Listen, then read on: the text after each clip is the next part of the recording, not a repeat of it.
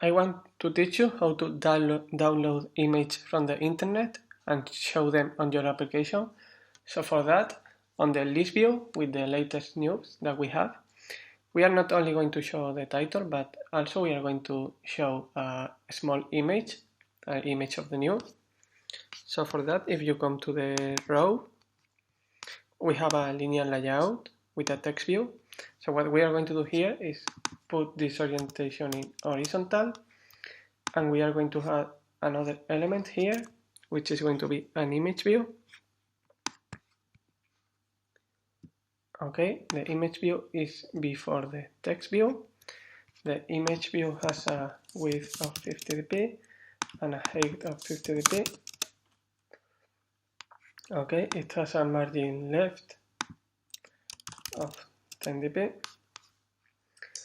It has an icon by default, which can be the application icon, which is here.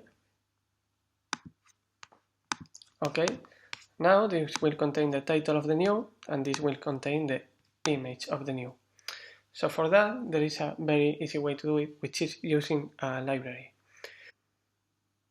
A library is like a package containing all the code that we need to do something. So in this case, we are going to use Picasso library. Picasso from the company Square. Okay, so basically here you have the information for the library. The only thing that you have to use is this line of code. It's that easy. You use this line of code, Picasso with context load. You can specify the URL that you want to load. In this case, we are going to load this URL that is going to show this image, and the image view that you want. Obviously, the image that you want to show will change. Okay, so what we have to do is download. I'm going to do this manually. Download the jar, save the jar. Now you can just copy this file into your project.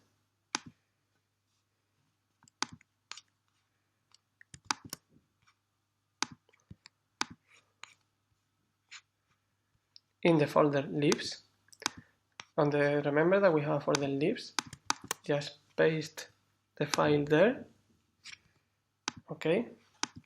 Now, if you click on this button, which is sync project with Gradle files again, this will sync your project again and include the library. So now we are ready to use Picasso in our application. We need to set an ID to this image view. So image view Picasso in this case, image view Picasso. Then just go to the fragment, new fragment, and remember on the adapter, which is the element creating the view, we are just going to set the image to this view. So image view is equals row view, find view by ID, ID image view Picasso. Okay, we need a casting to image view. Now, if we go back to the web of Picasso, we can just copy this line. We paste it here. We write again Picasso to import the library. The content in this case is the activity, so get activity. And we are going to load it in our image view. This is fine. Okay, there's one more thing that we need, because this library is accessing to the internet. If you launch this now, probably it's not going to work. We need to specify in our Android manifest one permission internet Android. So you can copy and paste it. And in any of the results from Stack Overflow, you can just copy the line, which is this one. Or you can just try to write it from memory, if you know which is on Android permission internet. Okay, now we can launch our application. Obviously, at the moment, for every row, this is going to show the same image.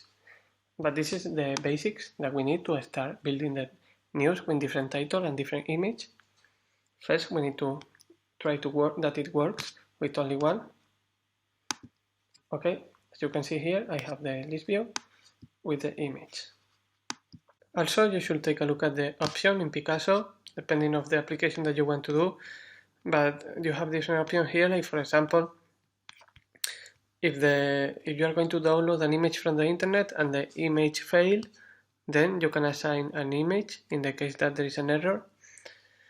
Or for example, just the way that is managing the images, you can download the image every time, or you can store the image on the disk, so you save network operation.